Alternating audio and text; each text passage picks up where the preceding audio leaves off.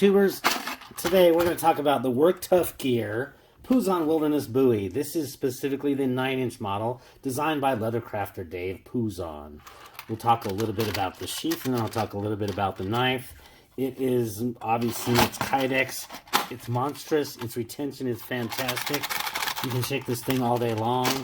And we'll just say it now because I'm going to forget it later because I got to make some space here.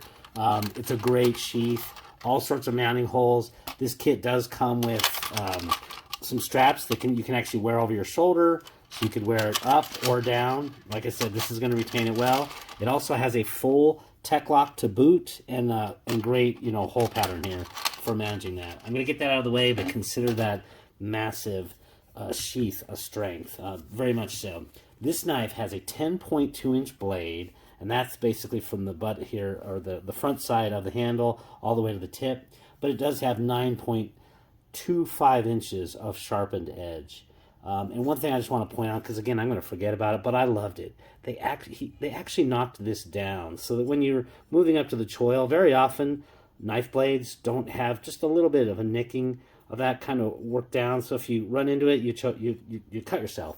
And this one, that's just one of those things, and this kind of ties into some of the strengths of this knife.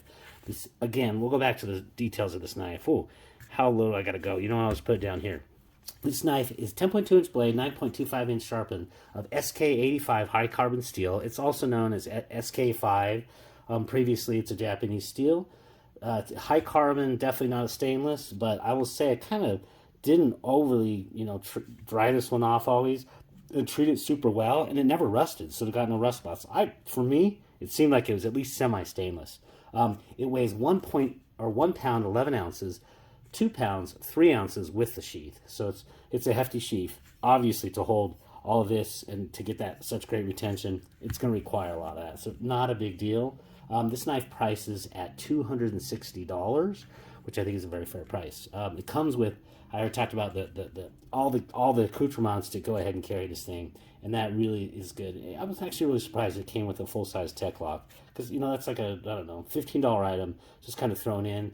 Are you going to wear that on your side? I don't know. 1 pound 11 ounces, and with the sheath, 2 pounds 3 ounces. That's an awful lot. Better have a damn strong belt.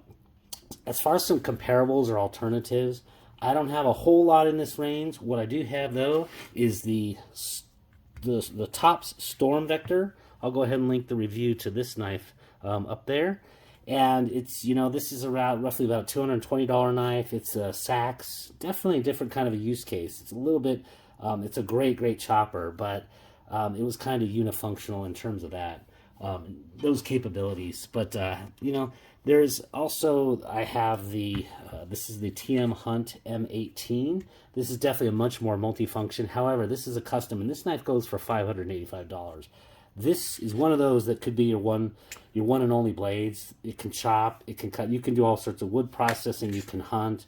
I will go ahead and link my review of that knife up there as well. But again, you're talking about a different price class. I think in this price class, I think a fair comparison would probably be the Cold Steel Trailmaster Sanmai, because it's also a Bowie. This is a Bowie clip point blade here, obviously. Neither of those other ones is. So in terms of that use case, if you want a Bowie, I think maybe the Trailmaster, that one goes for like $260, I want to say. So yeah, it's... I think that's probably the best option, and I just don't have that. Probably not gonna. This is gonna be my big Bowie, as we call it. The pros of this knife. This, as you saw from the opening montage, is a super tough, great wood chopper. I could chop all day. And kind of talking about the next thing that ties into the wood chopping, it's very well balanced. You saw the balancing for the opening. It's just super well balanced, whether you're up in that choil or you're back here, so you don't feel like you're carrying something too heavy.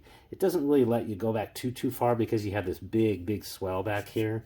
But like I said, just really good balance, great wood chopping, super tough. I beat on this thing, and against wood, it was never going to lose. So that's just really solid on point there. It's ergonomically considerate. It has this huge finger choil, so whether you have gloves or not gloves, very safe. You're far away from the blade. You can definitely get in and do some kind of close-up work if you need to. Really good on that. And also it has these scallops here on, let's see if that shows up. Yeah, it's got scallops on both sides. So if you're having to do any kind of pole slicing where you're going like this, it definitely makes it kind of more comfortable in that draw fashion. It has a nice crispy spine back here for fire starting, and it's a really good value. I think $259, 260 bucks is pretty good. These knives are just about running out, but there's a new one in I forgot what it is, K294 or one of the K steels from Bowler Udholm, and it's I think probably going to be a little bit better than this SK85 steel. It does also cost a little bit more. It's like $280, so the price goes up 20 bucks. Might consider that if I were going to buy this knife again. That one wasn't available at the time that I bought this a while back, but that one might be a consideration. But it is a good value. On the con side, I will say, take a look at these chips here. Actually, I did want to show one thing. I kind of forgot about this. The finger choil chamfering is in the strengths there. And I mentioned the finger choil, but I didn't show some of the really attention to detail. So around that and all around this guard here, you can see that it has really good, that's just something that you don't necessarily expect from a huge big beater knife. You know, and also the fuller, I forgot to mention that. I thought I got a few things. Really, I think contributes to that nice balancing and making it feel like it's not too heavy. So a lot of really just strong, not necessarily just even the design considerations, but also the production and manufacturing. So I did like that. Again, back to the con side, you're going to see two big chip spots here. One is right there, and then the bigger one is perhaps this right here. This one actually is, I won't say severe, but pretty solid. And unfortunately, that is where when I cut through this was a knife that was doing so well, I said, you know what, I'm going to go ahead and give it the shading. So I keep old shaving cans, shaving cream cans, and I blasted through that one, and when it went through the edging, it actually tore a little bit and cut in and put in some decent sized nicks on this. I did the exact same test with an AUS 10A from Cold Steel it was a Formax Scout, the shaving cream can chop test, and it actually performed much better. It had very, very tiny chips. This one definitely got a little bit bigger chips, so I was surprised. I just, you know what, for me, that was a little bit of a con. Maybe that's to speak of how they heat treated the SK85. It's definitely still tough, and I have every confidence this isn't going to break, but I was a little bit bummed, so I'm going to have to definitely do a little bit of work to sharpen that out.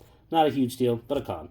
I also think this finger choil here, this little guard, is just unnecessarily long. If you kind of take a look at that one, it sticks out so much further than the back of the blade. And let me show you why I think to a degree that it's kind of a con. If you did want to use this in camp as kind of a one knife only, that thing hits, if you're using it against a cutting board, with probably about 3 inches to go there.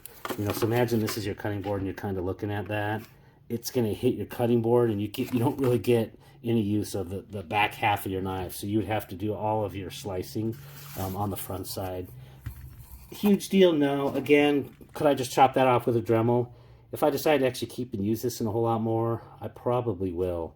I'll probably just chop enough so that I can get, you know, maybe about 1/4 inch. It's still going to be super safe as a finger guard and very functional. So, you know, for me, consider that a con. That's all, though. Overall, I think this is a great big knife, and it's also a great big knife.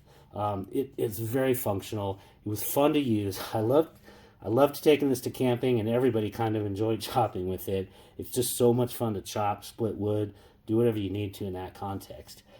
It's got excellent design, a lot of considerations in the manufacturing process, well built, and this is a knife that is not going to fail you. In that context, it's great. Are there other alternatives? You know, possibly. I don't have a whole lot of experience with massive knives of this size, but I really do think that this is a very solid knife. If you're interested in big knives and looking for the Bowie shape, I think this is a really good option. Definitely in league, I would have to say probably with the Cold Steel Sanmai Trailmaster. So hope this video was of use. If it was, I appreciate the like and subscribe. Have a great day.